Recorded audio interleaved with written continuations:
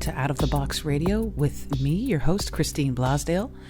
Out of the Box Radio is a weekly podcast of audible ear candy dedicated to bringing a fresh perspective on this thing that we call life.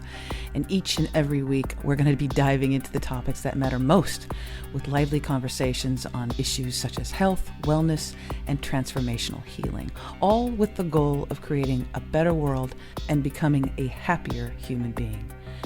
I will be your tour guide for this epic adventure, and each and every week, we're going to be embarking on a journey with the ultimate goal being transformation to our highest potential. And now, let's get out of the box. Hello, everyone, and welcome back to Out of the Box Radio. I am your host, Christine Blasdale, and I'm really excited about today's show because we're going to be talking about a whole lot of different things, but number one, we're going to be talking about this amazing increase and exponential growth of the podcast movement, people actually taking to the airwaves, creating their own programming, but also the idea of intentionality. And I have a very special guest on today's program, Miss Collette Williams, who's the executive director of the Intentional Talk Radio Network. I'm so very happy to have you joining us today. And let's talk, Collette. Let's talk about the Absolutely. Intentional Talk Radio. Okay. What is that all about? Okay. Well, you know what? Intentional Talk Radio is exactly that. We are talking about everything with intention and with purpose. So we didn't design Intentional Talk Radio to just shoot the stuff, shoot the SHI, you know what? So we talk with intention. We're very serious about what we do. We have a lot of fun with it. It's with purpose. It's with a specific design. We're trying to help people make change in their life, make changes in their lives. We're coming up with solutions. As a matter of fact, the name of our show is Change Matters Solutions. So we're all about solutions. When we talk to people, when we talk to our audience, we're not talking to them or lecturing. We're asking them to join the conversation and be a part of the solution. Think outside of the box on how to make things happen in your life, make change happen in your life, because everybody needs it. Everybody needs change at some point or another. It's time to make that change. So Intentional Talk Radio is intentional. It's with intention. It is with purpose. And the one thing you can never go wrong with is when you find your purpose in life. When you find your purpose, you continue on that path. And hopefully it's a great thing. And where and how do people find the programming? Where do they go to hear it? They can go to Intentional Talk Radio, or they can go to changematters99@gmail, and they'll get the link. Or they can go to Black Talk Radio Network, hit the link that says Intentional Talk Radio Network, hit that link, and it'll take you directly to the link for Change Matters. And we have our shows archived. We do podcasts. We do live stream. And we invite people to call into the show. We have a plethora of guests. As a matter of fact, my guest this evening was supposed to be Marissa Alexander, but something happened along the way and she wasn't able to dial in. But we have those who call in for Women's History Month, people who are, in fact, I've had, what's his name? Ooh, I shouldn't say that. I've had all kinds of people on, council people, other city officials, the lieutenant at Pasadena Police Department, just on and on. We have, as my co-host says, we have the A-listers on. And we're all out of the box. It's not business as usual. It's not just the same old thing. It's about thinking outside of the box and helping people do what they need to do.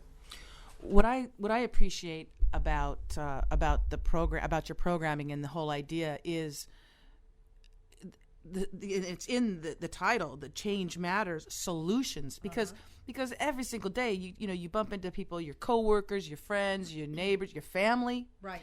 And boy, and I'll even say, I'll catch myself too talking about what's wrong in the world.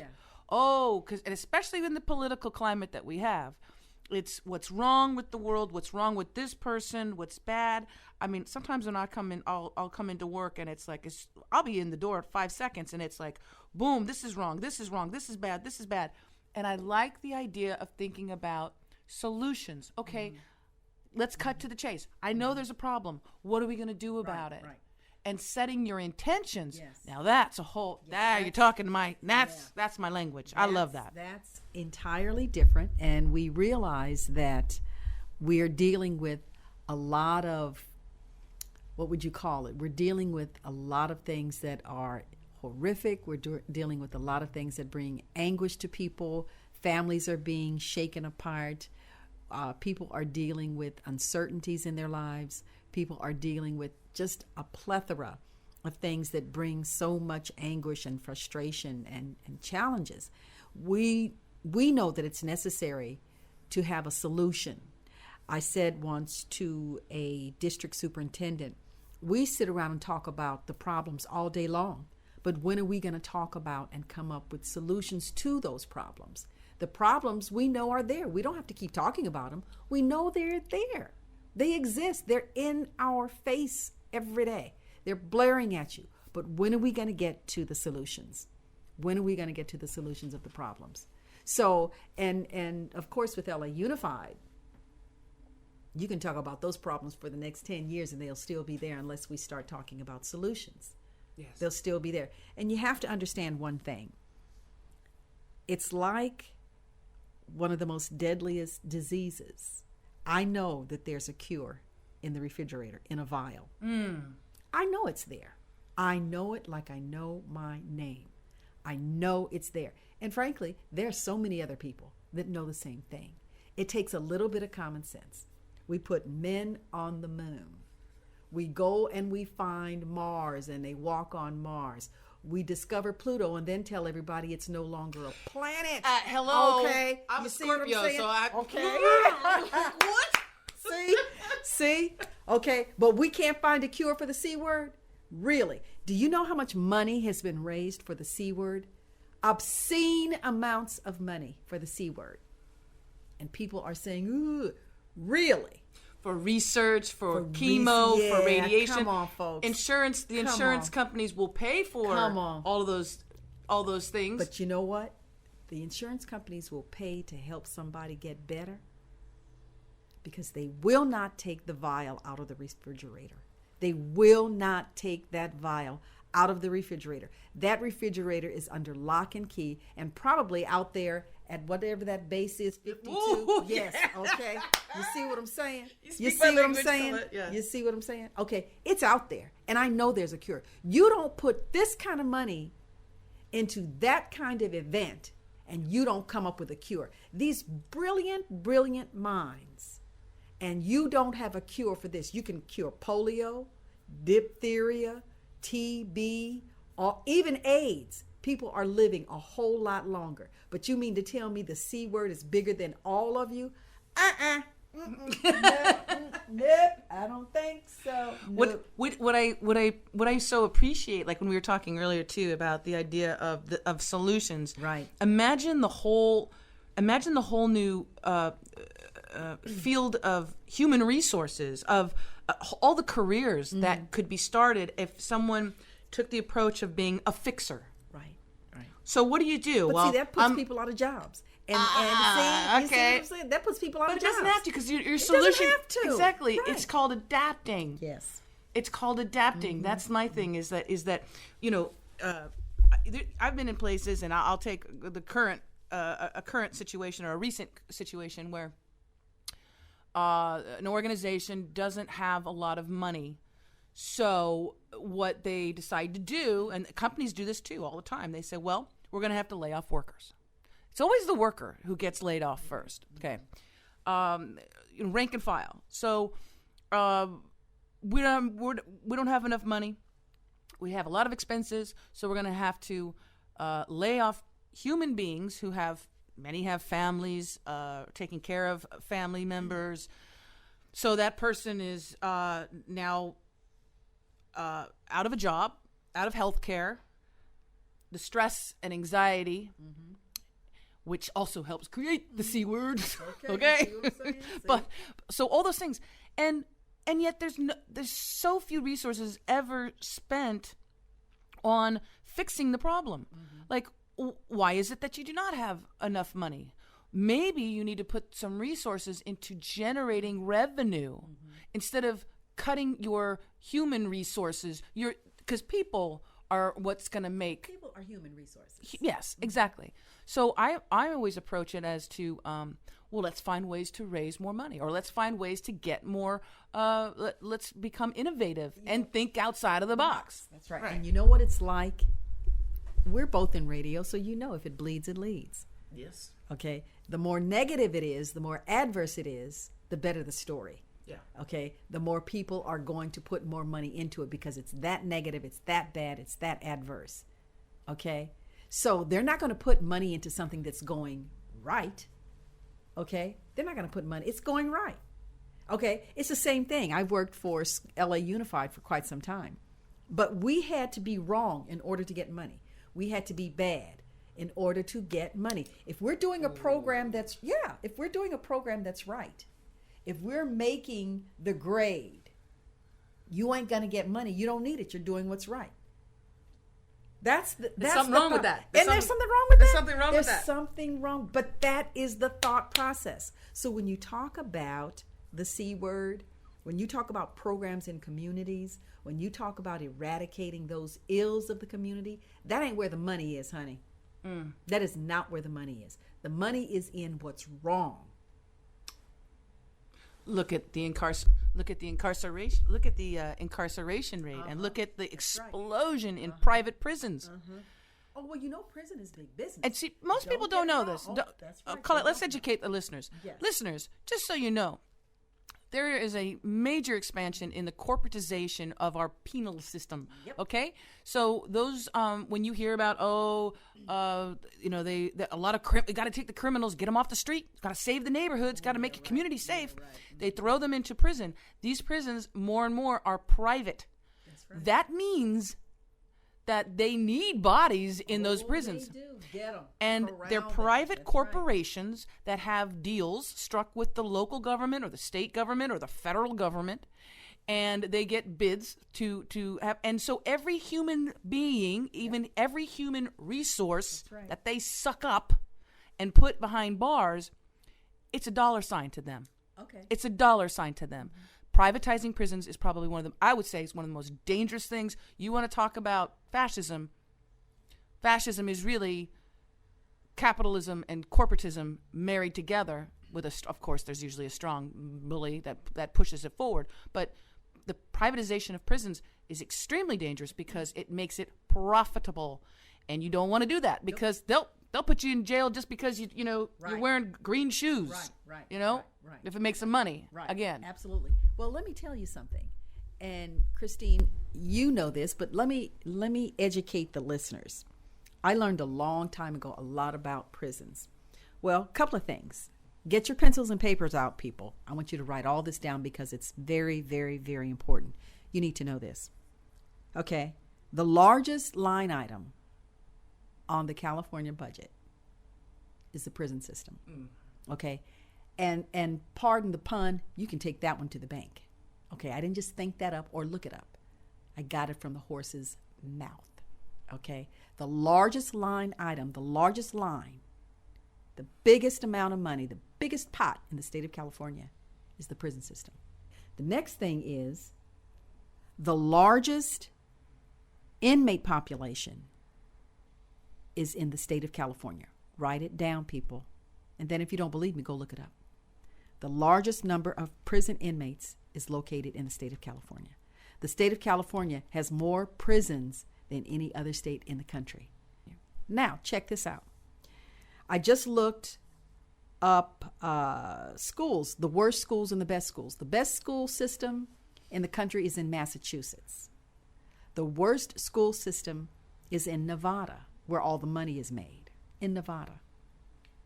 Yeah, Nevada. Okay, hold on to your horses. Check this out.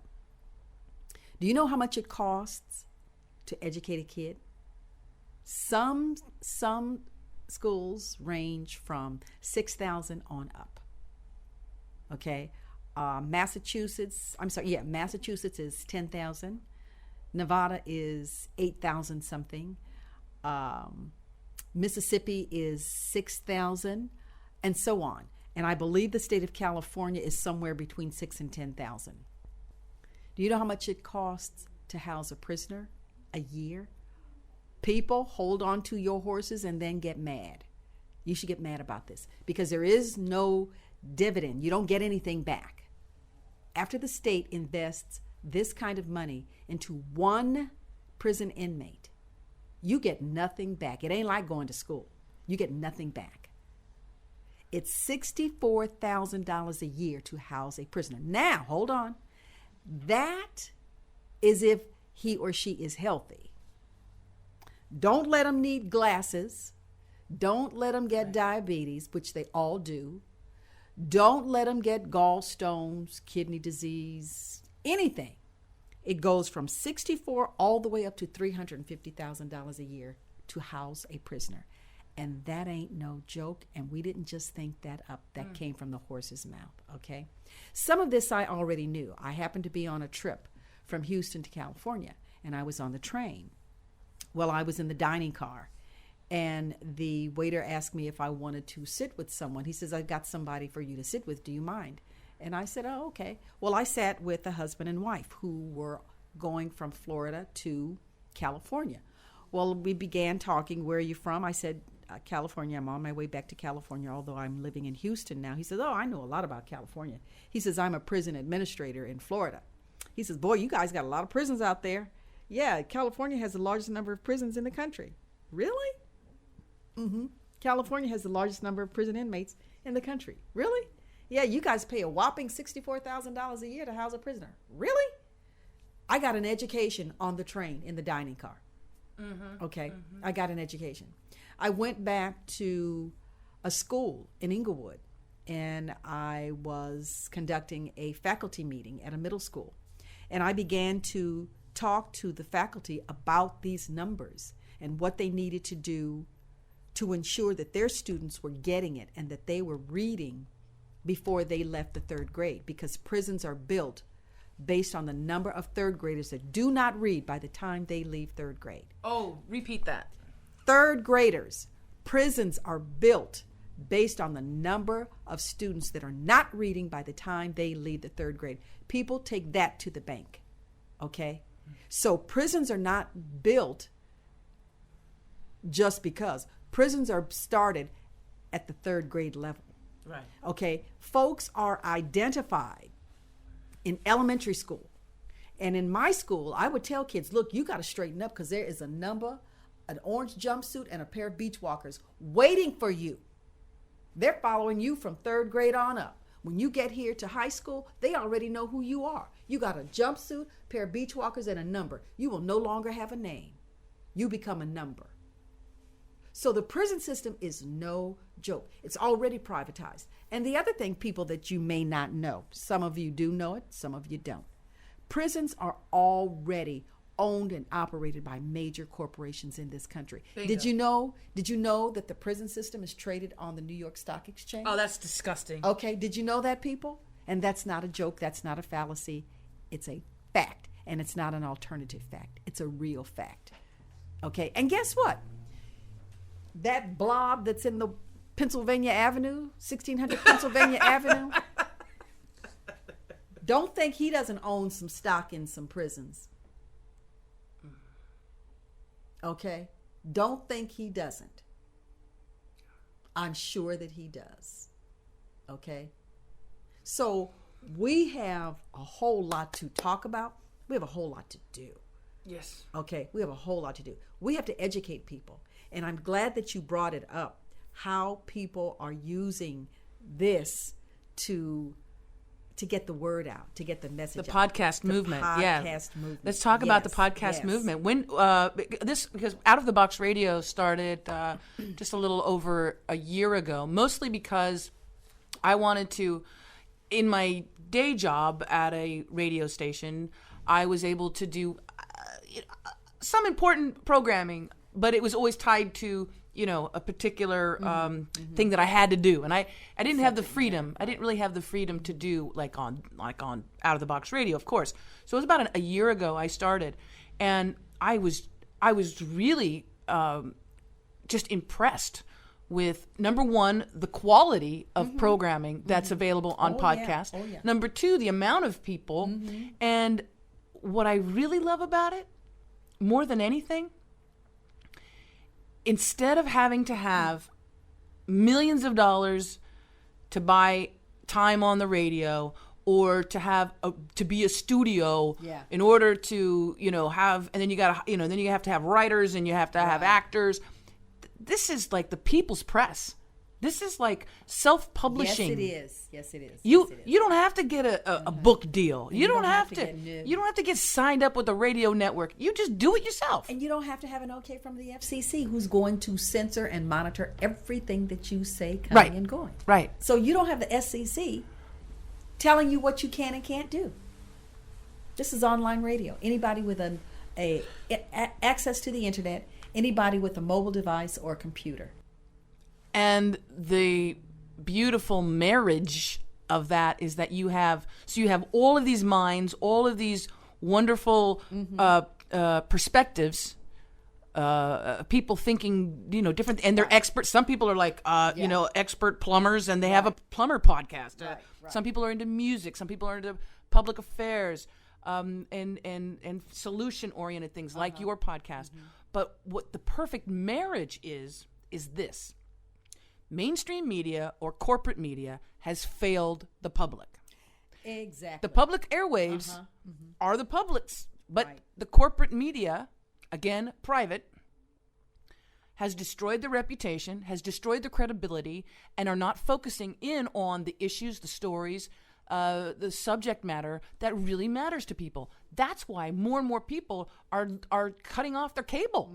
That's why more and more people aren't listening to what's being fed to them. They're seeking out. Yes. They're going and they're signing up and subscribing to podcasts that they like. And they're going outside the box. Yes. They're going outside the box. Now, I do watch television. However, my daughter in Dallas did not have cable. So we didn't watch a lot of television. Those channels that are run by the bigwigs. But I needed to make sure that I was getting not only the news and up-to-date information, not only off of the internet, but I was also getting it from the pundits and the news. Oh, you need to know what they're saying. Yeah, I need to know what they're saying. Yeah, so you can counter narrative that as well. So when I'm on the air, when I'm talking to people, I know what's being said on both sides. Right. I know what's being said on both sides, and I know how to either counter it or I know how to address it. Okay? Because we are informing people. With our podcasts, yours and mine, we're informing people. And we want to make sure that we are informed, because we are informing people. And you'd be surprised at what people are not getting. Okay, for one reason or another, what they're not getting. But this new, I guess you could call it this new age of doing these shows online. I think it's great. I really do. And my brother and I started the network, Intentional Talk Radio. We started this with purpose. It's not a hobby. It's with purpose. And we are driven. I am driven. And we are passionate about it. And we do it with intention. There's so many things out there that people just need to know. And this is one of the best ways, the best way to get them in the know, to disseminate knowledge and information. And this is a great way to do it. This is a great way. And you said something so key to me, and my whole life has been around the idea of intention. One reason why I love radio, podcasting, and not video. I've had some friends that say, "Oh, you should be like Ellen or Rachel Maddow, and you should be on camera and this and that." And I was speaking to you earlier about the fact that when you just are listening to someone, you don't know what color they are.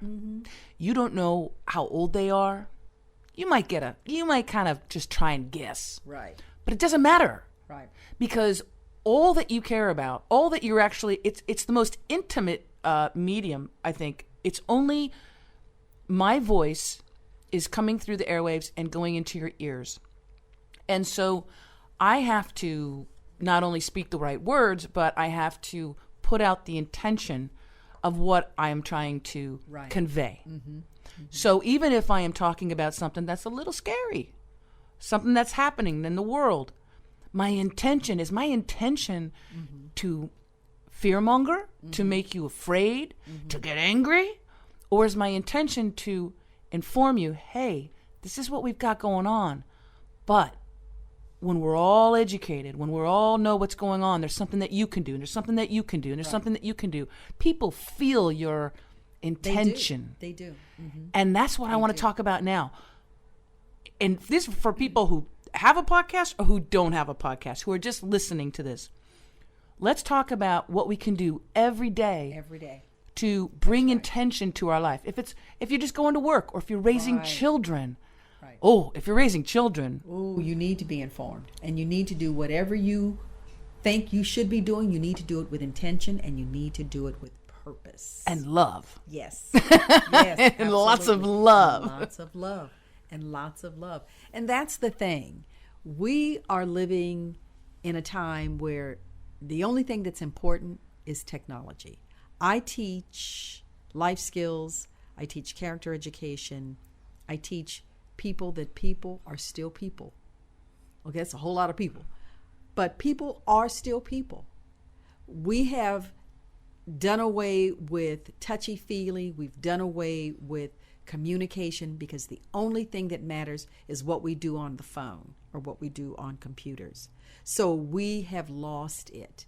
I taught a workshop on Saturday at the COBA conference out at the airport. And I teach this Character Matters, Your Character Matters workshop frequently. I do it for LA Unified, and I do it whenever I'm asked. And one of the things that I always tell my participants is that people are still people. It doesn't really matter. People are still people. But the changes have come because of technology.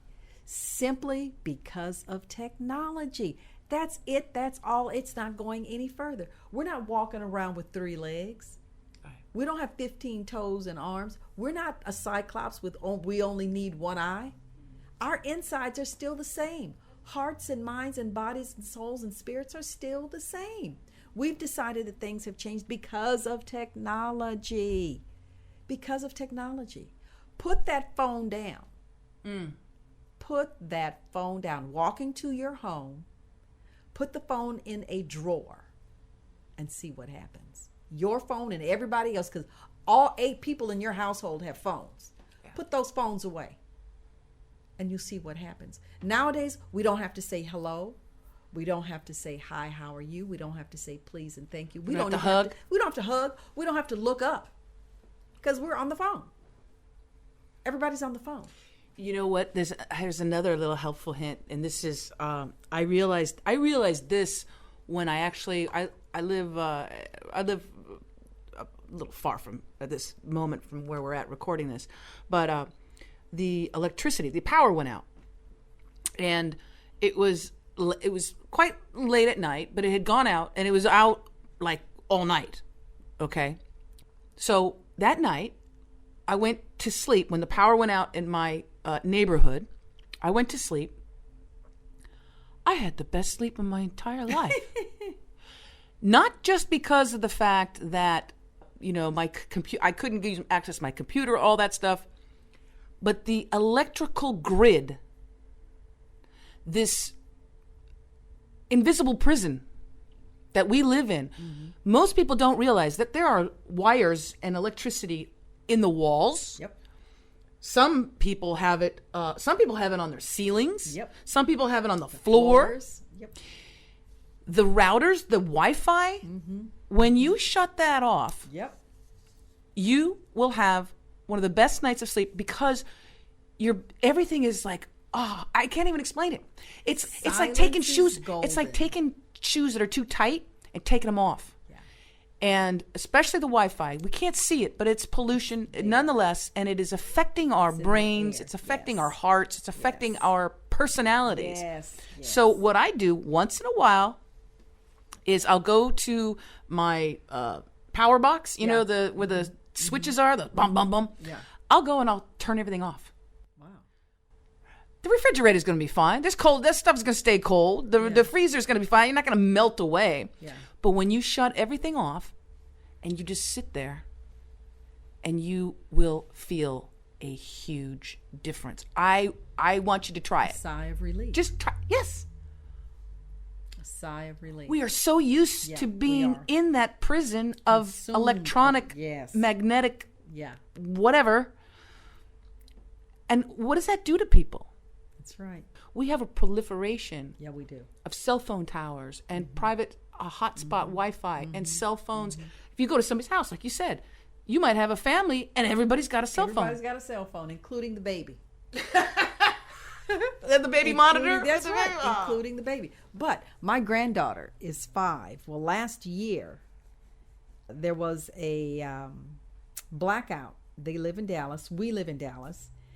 And she and the baby were sitting on the couch because everything was dark. They couldn't do anything. I think she had a couple of candles going.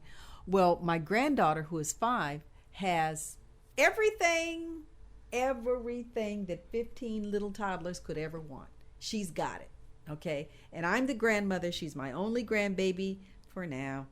Anyway, well, every time I go to the store, I come back with something. And I always get to the store and say, I'm not buying anything for Bailey. Nope, Bailey's not getting anything. Doesn't matter. Well, this particular day, as I said, the power went out.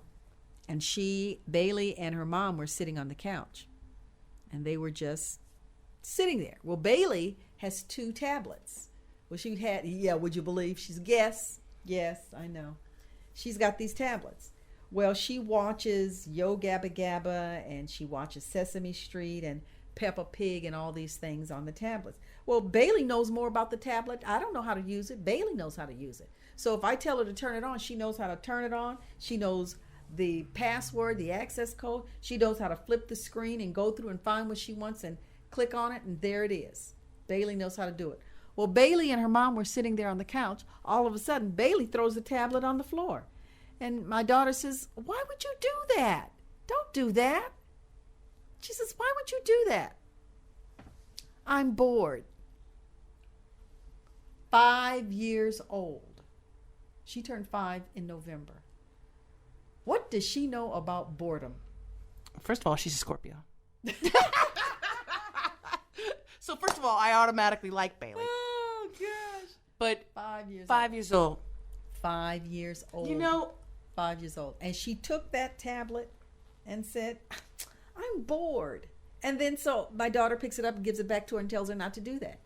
Well, she flips through it again. She flips through it again. This time, she gets up. She stands on the floor. She takes the tablet, throws it back on the couch, and just says, I'm bored. She's 5. She just made 5 in November. She's bored. She's bored.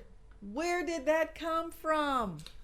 because all of the entertainment, education, stimulation is coming from those screens. Yes. Bored at 5 years old. You know what? I mean, when I was a kid, we didn't have all the technology, and we really had to use our imagination. Yes. I mean, I remember and I grew up, we poor. We didn't have a lot of money either.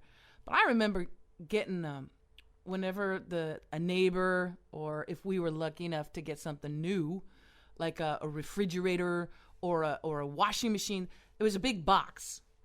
I don't know about you, but right. when I saw an empty big box, my eyes lit up, because that box could be a rocket ship. Yeah. It could be a fort. Yes, indeed. It could be my mad scientist laboratory. Yes, indeed. I would take that and I would with markers or with the crayons, I would draw like, it would be like a little house. Yes. With the window and the door. Mm-hmm. And I could play with that box. It's a box. Yeah. It's a cardboard box, but I could play with that cardboard box for hours. Ingenuity. And you know what else? I'm older than you. Well, my brothers and sisters, we're 4 of us. Well, we moved from LA to Altadena. When we moved to Altadena, we had a big backyard. We had a big backyard in LA, but we were up on Loma Alta, and during the summer, it was always blazing, always hot, always hot. I grew up in LA, so I know. Okay, always hot, yeah. So we would say when my mother went to work, we would want to go to LA with her because we could go out to my grandmother's, and it was always much cooler in LA. So we would always want to go, but most of the time we couldn't go. Well, what we did, we dug a hole. Literally, we dug a 2-3 foot hole in the backyard, and that was our swimming pool. Oh, we would let the water run in the mud. Yeah. Love and it. That would be ingenuity. Ingenuity. These kids nowadays, my kids always came up with pools in the backyard. So they wouldn't know, and you wouldn't dare dig a hole in the backyard today and fill it up with water and call that your swimming pool. That's what we did. Yeah. We, just like you had a box and you were glad to get that box, we played house. Yeah. We play and playing house back then was literally teacups and dolls, and you played house, and that's what playing house was. And you know what? Also another thing is we had like this little shed in the back, and I had this thing where there was always trash. Yeah. Okay. There was always my grandmother's house too. There was always orange juice containers or egg crates, right. Empty cereal boxes, the coffee cans, right? And I would take those things and I would go in the shed and pretend it was my store. Yeah. My country store. That's right. And so I'd have shelves and I'd have a stock of things, and my grandmother would come and she'd say, "Oh yes, I'd like to," and I would be with the bag. Yes. "What would you like?" And she'd say, "I'd like a dozen eggs," and "Oh, I'll have some coffee," and I would put the stuff in the bags, and say whatever it was. Right. But that was again, taking something that was trash, but creating it and making it a play thing. Right. Again, and that's not what they do. You can't do that today. No. You cannot do that. Nobody's going to do that. Because whatever a kid, if they have any ingenuity, if they think outside of the box, whatever they do, it's going to require some form of technology anyway. Right. Anyway, because that's how they have been reared and bred and learned. It's technology. We no longer allow kids to think outside the box because what they need, it's driven by technology. But that's us doing it to them. They don't come here knowing that. No, it's us. It's us. It's us. It's us doing that. Yeah. They will be okay if we allow them to just be what used to be normal. Nowadays, look at the millennials. Oh my God, look at the millennials. Okay, well, my millennial daughter she is a real, true millennial in the truest sense of the word. She is a millennial and she thinks exactly like a millennial. Now, she also told us when she was, I think, 2 or 3, very young, she told us that she'd been here before. And I said, "You sure have. Girl, you are with it." Yep, you have. She is very, very wise, very smart. But she is a millennial in the truest sense of the word. If you know anything about millennials, if you know how millennials think, they think instant gratification. They think technology. They think my way or no way. They think I got to have it this way. I want it this way. They don't think in fact, my millennial told me that families are no longer important. She says it's not like the way it used to be when you were young, Mommy, because families are not the biggest thing. They're not important anymore. We are individuals and we think in an individual fashion. And millennials think that everything began when they got here. They do. They think the world began to spin because they're here. They do. Yeah, was it like the BM or the AM, before me or after me? Yes. Yeah. And they think everything began with them. And my millennial daughter told me that she used to think that everything that I went through, or in my day when I was a kid, was gray. She didn't think we lived in living color.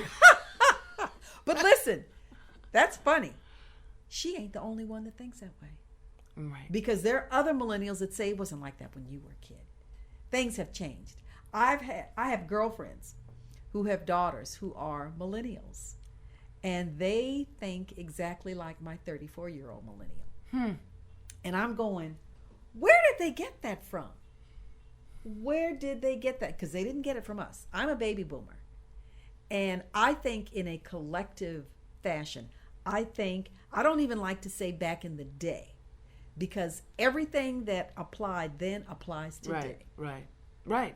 Everything applies today, because we wouldn't be here without that back there. Right.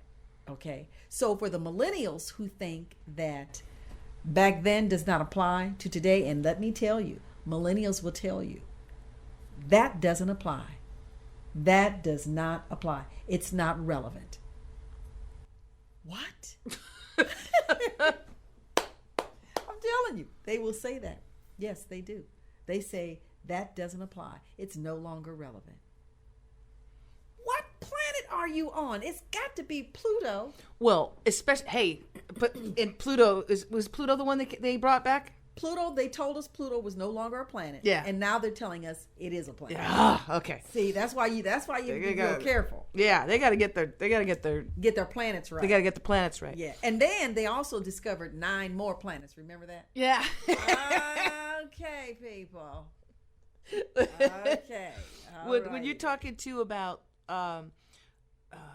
what happened back then doesn't apply now. I mean, the first thing too that comes up, and for me, I also know, I just know it. Or I feel it. This is my belief that we have been here many times. I know that I just feel that I have lived many lifetimes, and I've lived in those many lifetimes in different situations. One time maybe I was I was a woman. One time I was maybe as a man. One time I was, maybe I was I only got to live to be 5 years old. Maybe I got to live to be 95 another time. I have too many connections to people in this timeline where it's like, I know you. It's not that so much that I know the outside, but I know their soul essence. I can feel who they are. People who I love and I treasure in my life today, and also those who challenge us, let's say. Playing different roles maybe in this lifetime. But as anybody who experiences that knows that what happened in those past lives is extremely important to this current life, because we came back to kind of heal some of that stuff. And so what happened back then, if we're talking like on a linear thing, I believe it is very important to address in this lifetime currently. And the same thing as you're talking about your daughter saying, oh, that doesn't apply to us. She says that does not apply. What? Yeah. Where did you get that from? Certainly not from me. Not at all. But she and other millennials feel that does not apply to this. Irrelevant. In fact, she, along with others, have said, you don't know anything about giving birth. Oh, excuse me. Yeah. Collette. Yeah. Yes. Yes, she does. Yes. Yes. And I let her just, it was, she had a very challenging 9 months. And I didn't always want to banter back and forth with her because she had a challenging 9 months. But she would tell Mommy, you don't know. Mom, you don't know what you're talking about. Things are different. Childbirth ain't no different today than it was 200 years ago, honey.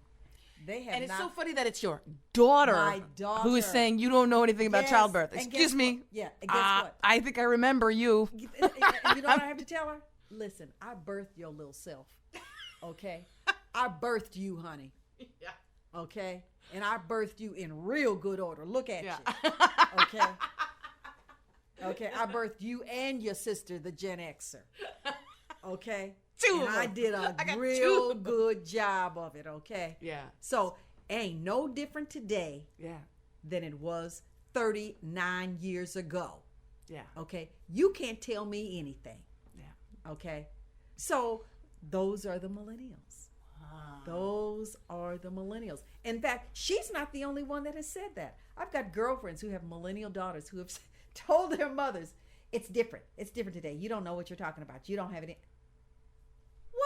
Didn't you birth her the same way I birthed you out of the canal? The canal ain't changed. Sorry, people. I don't mean to be so graphic. I love how you think the canal is graphic. Okay. It's Well. cute. That's so cute. Okay. It hasn't changed. Right. It hasn't changed. What's different? And people's motivations haven't changed. Their It's the same it's thing. the What is it? The same greed, thing. lust, Yeah, envy, it's the whatever, same all this stuff, thing. right? It's the same Yes. thing. It's Yes. just got different technology or different style of clothing. It's You like know- Back to the Future. Exactly. They get they got Exactly. shoes that look different. That's it. And the shoes look the same. Yeah, the And shoes do look up. The shoes, and you know what? And just as you said, the motivation is still the same. And guess what? Love is still the same. Yes. Love is still the same. I don't care what you say about technology. Love is still the same. Okay? And guess what, people? Send the kids out of the room. Making love is still the same. It ain't changed. Okay? A girlfriend of mine had Spartacus on the television yesterday. It's still the same. Okay? And so let me tell you, Spartacus in the group, ooh-wee. Oh, boy. It's still the same. Still the same. Okay? Yeah. So why is it technology has taken over? Why? Because it's not making us better people. It is not. Please believe me, people. It is not making us better people. It's making us. It isn't making us better people. We've lost humanity.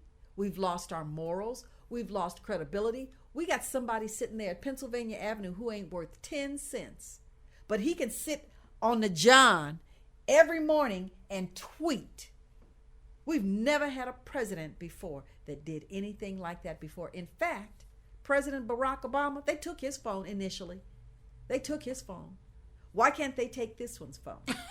They need to take. They need to take his phone. There's all these issues that need to be worked on. There's And so he's many, sitting there and he's tweeting. tweeting Snoop Dogg. Yeah, he's tweeting Snoop Dogg and giving Jimmy Kimmel material every day.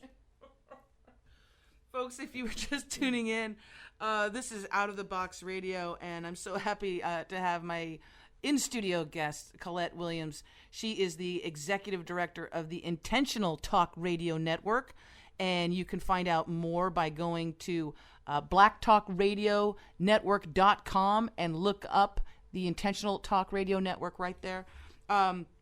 Let's talk, Collette, because we have a few minutes left, and I want to get to. Do they think they know I'm black? Did you hear that? I don't know if you heard that. She says it under her breath. Do they think I know I'm black? Do they think they? No, I'm black.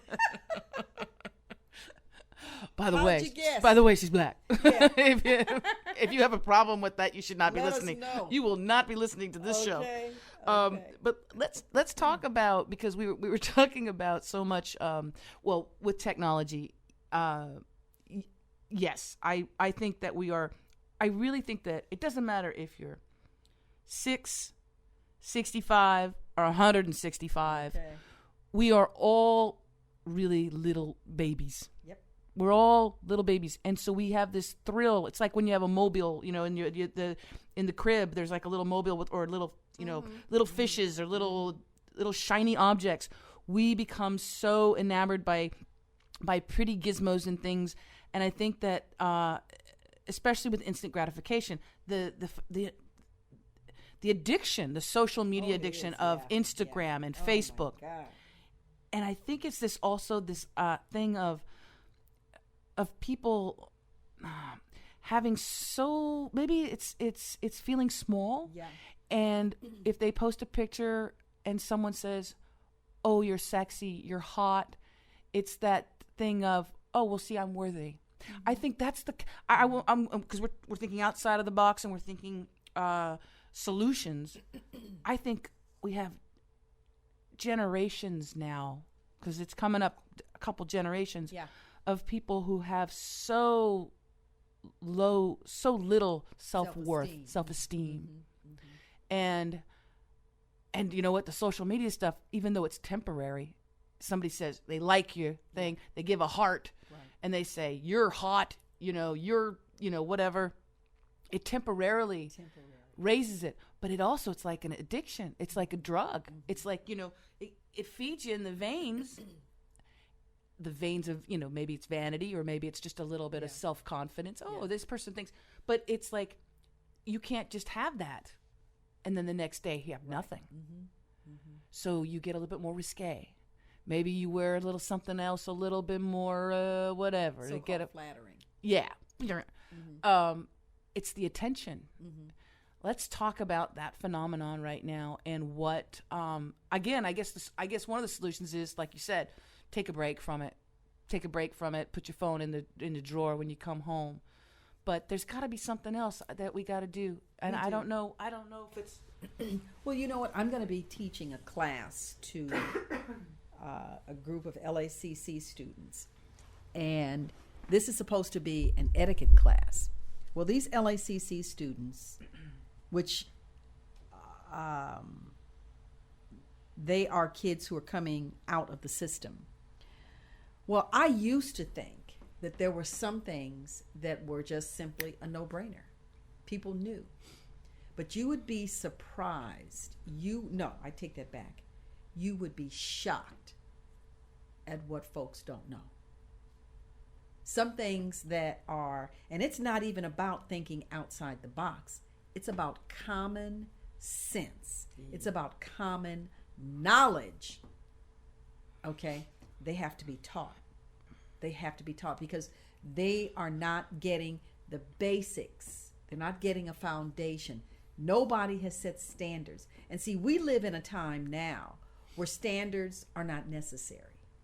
They are not necessary. People, if you can hear me, you know it just like I know it. It's a disposable society. That's right. This is I love that term, a disposable society. Yeah. Absolutely. That's exactly what it is. You're interested in someone, you're seeing them, That's whatever, right. or you're married. Yeah.